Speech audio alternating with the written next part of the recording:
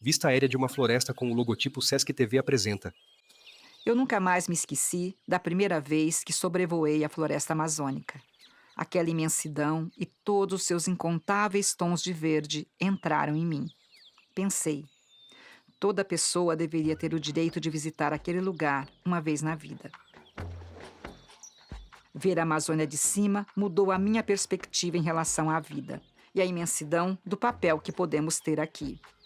Passei a olhar ainda com mais carinho e apreço para os outros biomas do Brasil: Mata Atlântica, Cerrado, Caatinga, Pampas e Pantanal. São eles que moldam o jeito de ser do brasileiro e da brasileira. É como se o grau de destruição dessas paisagens cortassem as nossas perspectivas de horizonte de país e favelas e periferias aumentassem a partir do corte de cada árvore. E ouvir a voz das favelas, periferias, povos tradicionais Maria Zumira de Souza, e outros jornalista. excluídos, uma forma de nos reencontrarmos com a nossa própria natureza. Na tela, trajetórias do ambientalismo no Brasil. Ao fundo, formas retangulares com imagens de tucano, pássaros voando e construções de casas simples. Nós somos um território exposto a toda a violência da cidade. Carai de Eu tenho Ecupe, orgulho de Shondaro dizer que Jaraguá, tem urbanista e muitas arquiteto. família no meu território que não fala a língua portuguesa. E não fala por resistência mesmo. Porque tudo que a gente recebe do não indígena até hoje é a violência. Desde a colonização, né, de uma cultura europeia, de usar roupa. Gabriela Alves, e ativista e a sócia Secretaria fundadora da de Perifa Essa, Sustentável. E esse estilo de vida, e enfim. Todo esse lugar colonial, ele vem carregado com a violência de tirar aquilo que foi ancestral, que é o contato com a terra. Nosso país é tão rico que não é só indígena, é também afro, né? A gente fala da nossa diáspora que os deuses, os orixás, eles são elementos da natureza. Então, assim, o quanto isso foi marginalizado, demonizado no processo de colonização. Isso foi fruto de uma ideia colonizadora que separou o genocídio indígena, a escravidão de corpos negros, da exploração do meio ambiente. Mas hoje, Ana em Sanches, 2023, pesquisadora a gente e consegue ativista ver que antirracista não tem e separação. socioambiental. A história desse país é a história da destruição. Na tela, A gente só Destruição. consegue entender Sérgio Leitão, desenvolvimento, advogado né, e por empreendedor meio da destruição. socioambiental. Quando a gente fala de colonização, a gente se remete em 1500. Há muito tempo aconteceu. Mas não é. A partir do momento em que uma periferia não tem acesso a uma grama, não tem acesso a uma floresta ou a colher alguma coisa no pé, isso é um fruto colonial. Porque as Manchetes de construções jornais de sobre o cidade, ao verde e decorrer do desigualdades tempo, sociais. foram tirando esses espaços verdes para que ela pudesse ser mais produtiva. Um dos temas que justamente... Pedro tem Roberto nos Jacobi, preocupado demais, professor titular que são sênior os do Instituto de desastres Energia e ambientais, Ambiente da os Universidade de eventos São Paulo. extremos, ou seja, quando chove volumes muito grandes de água. Só para vocês se lembrarem, no litoral norte de São Paulo, na região entre Bertioga e São Sebastião, choveu quase 800 milímetros em vários pontos, não em todos, e causou esse desastre com a morte de mais de 80 pessoas. O que isso significa? Os eventos extremos estão aí, não vão deixar de existir, porque o sistema climático está desorganizado. Eu arrisco a dizer, sem medo de errar, que todas as vezes que eu liguei a televisão e vi uma pessoa passando por uma situação de alagamento, desmoronamento, uma violência socioambiental, essas pessoas eram negras, pobres, caiçaras, né, eram de comunidades tradicionais. Manchetes sobre desigualdade social e tragédias climáticas.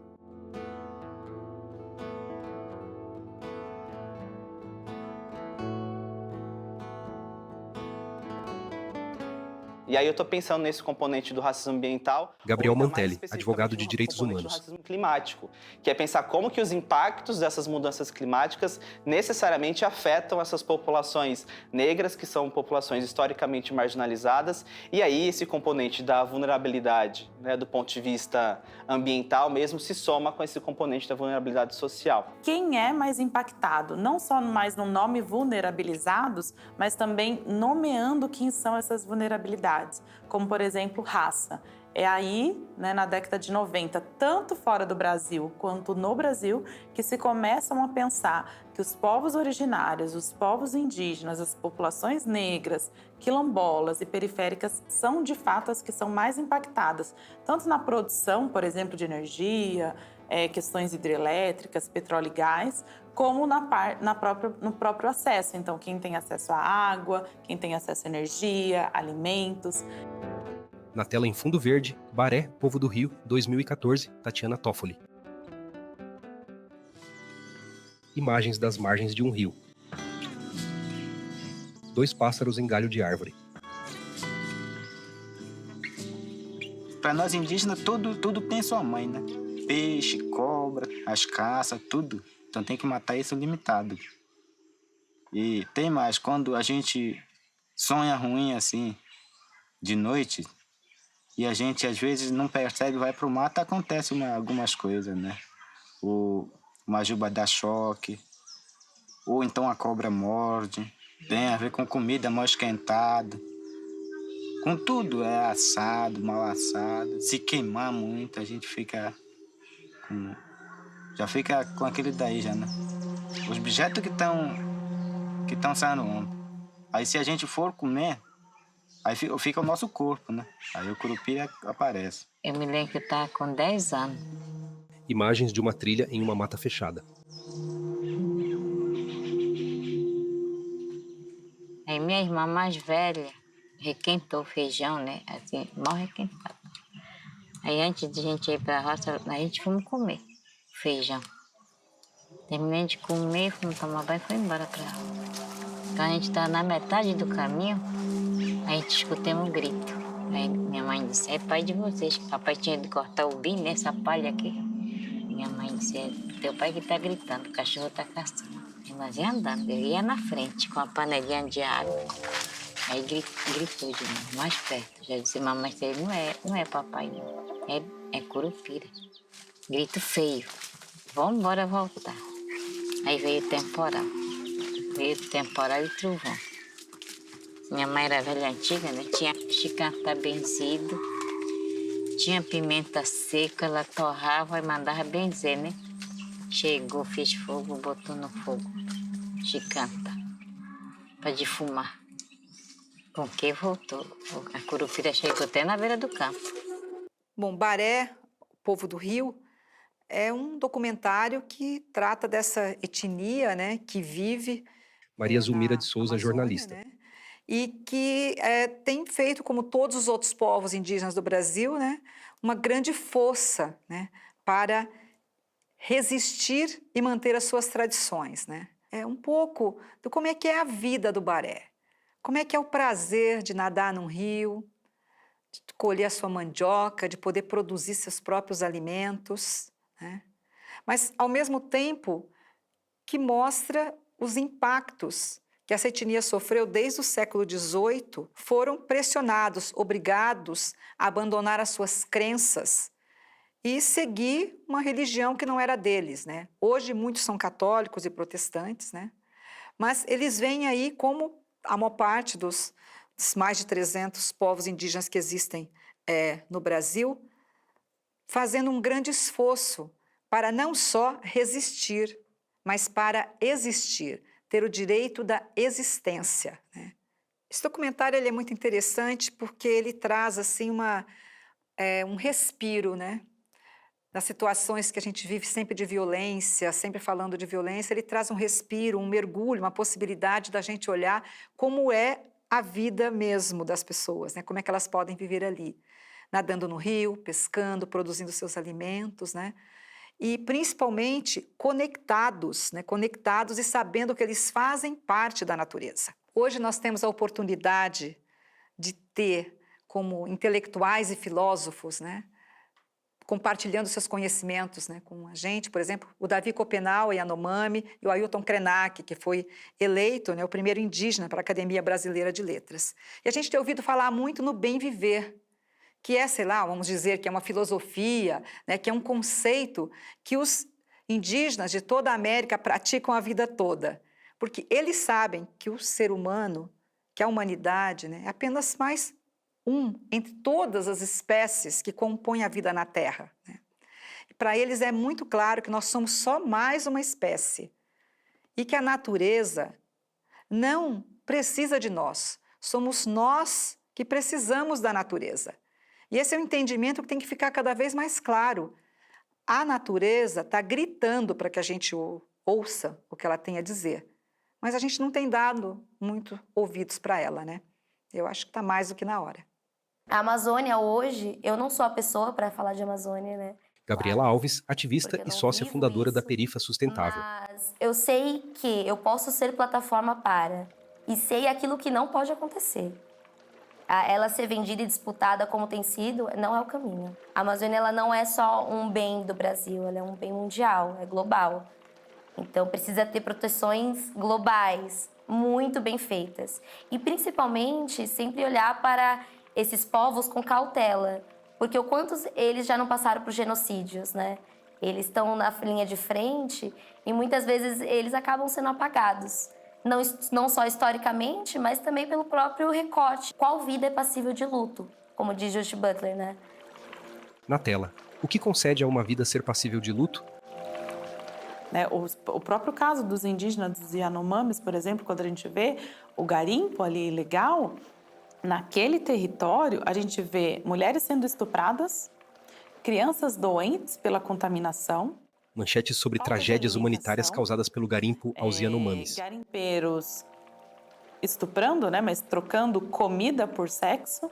Então, assim, não é só uma contaminação de solo, é toda uma Ana Sanches, pesquisadora e uma ativista problemática que vai antirracista e impedir socioambiental. que tenhamos futuras gerações daquela comunidade, né, daquela tradição, daquela cultura. A situação que o Brasil vive hoje, em termos de João Paulo avanço Capobianco, brutal, biólogo e membro do Ministério do Meio brutal Ambiente e Mudança do Clima. sobre as populações, sobre os povos indígenas e comunidades tradicionais e pequenos produtores, pequenos agricultores, é de uma dimensão que realmente é inacreditável, ao ponto, né, talvez a coisa mais dramática que simboliza isso é de duas crianças Yanomami sendo sugadas por uma draga de mineração, né?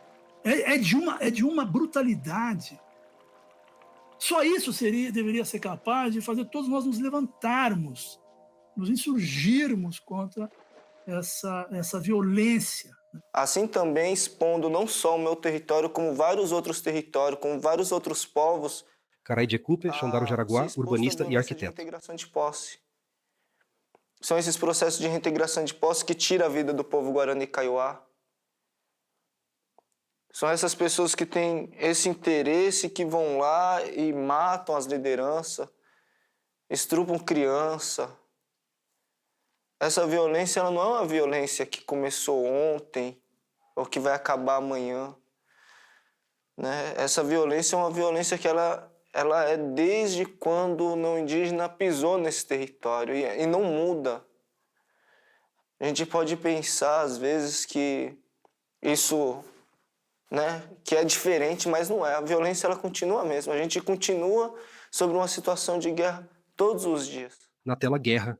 Nós acordamos, rezamos e nos preparamos para saber se é hoje que o Juruá vai tentar tomar Na nossa tela, terra Juruá, de novo. não indígena em Guarani. Se é hoje que o Juruá vai tentar tirar nossa vida de novo. A construtora Tenda pretende construir 80 apartamentos. A área onde será instalado o empreendimento, próxima a 3 aldeias guaranis, teve mais de 500 árvores derrubadas, algumas com mais de um século de existência, que eram preservadas e adoradas pelo povo guarani. Homens, mulheres e crianças indígenas com cocares cantando de mãos dadas.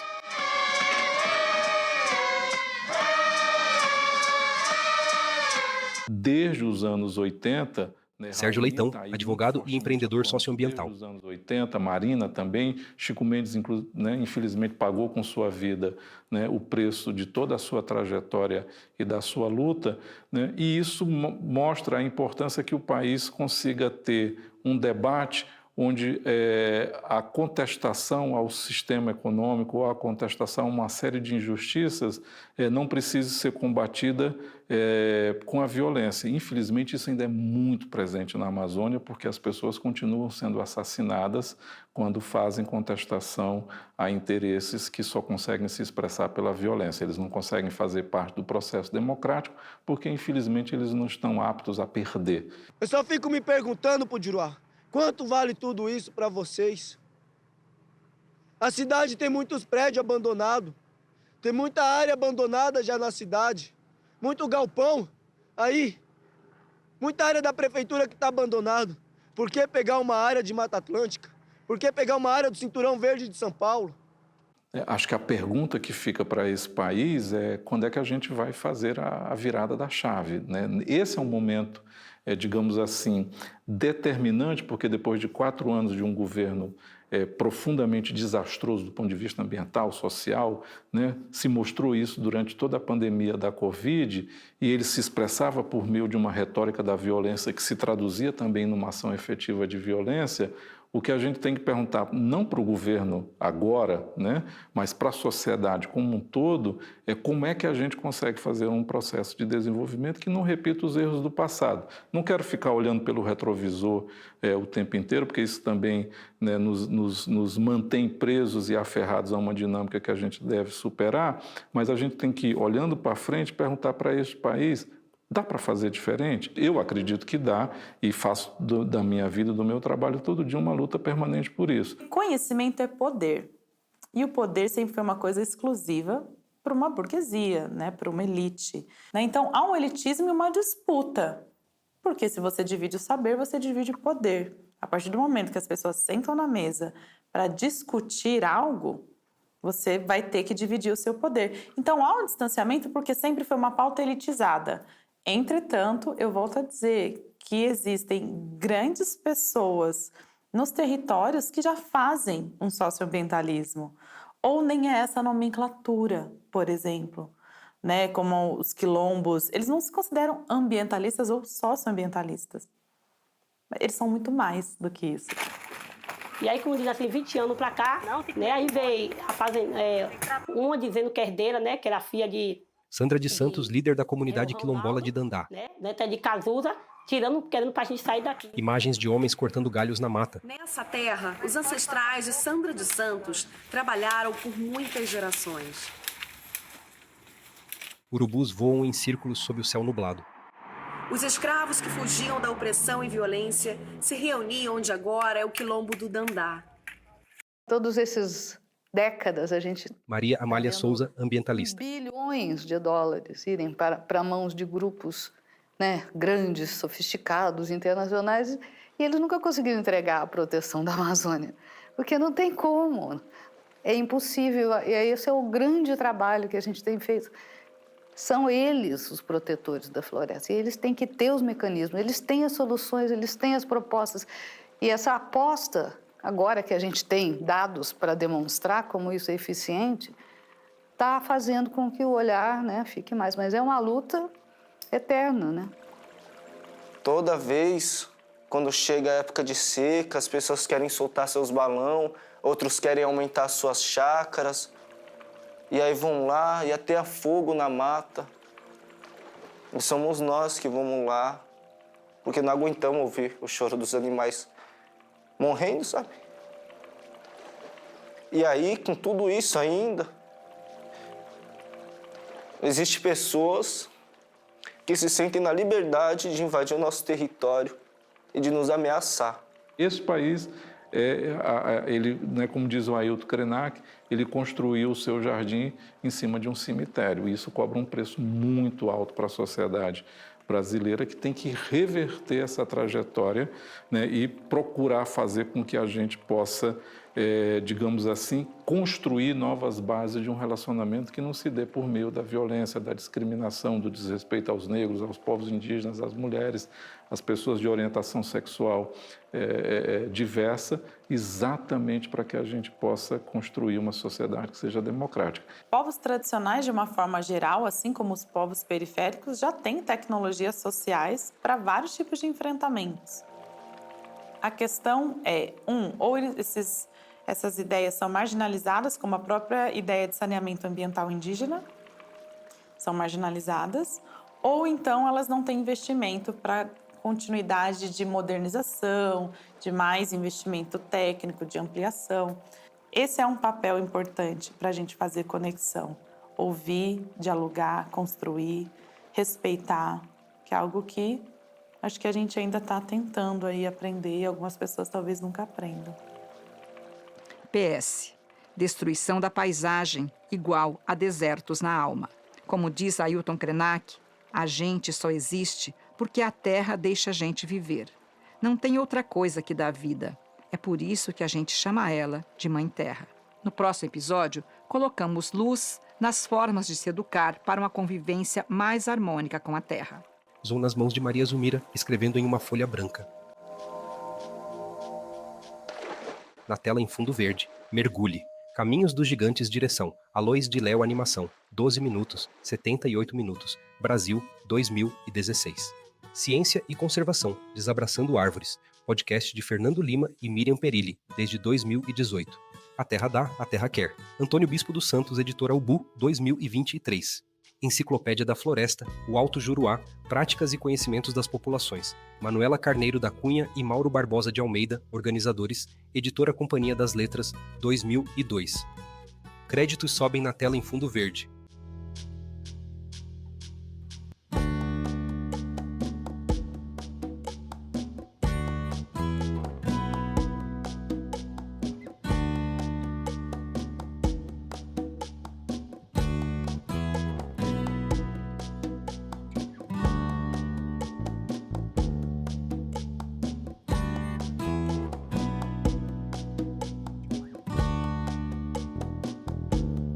Produção Recheio. Apoio institucional. Universidade Federal de São Paulo, Unifesp. Cátedra Sustentabilidade e Visões do Futuro. Realização Sesc TV, 2024 sesctv.org.br. Recheio, conteúdo que fica. Ao centro, em letras brancas, os logotipos. Unifesp, Universidade Federal de São Paulo.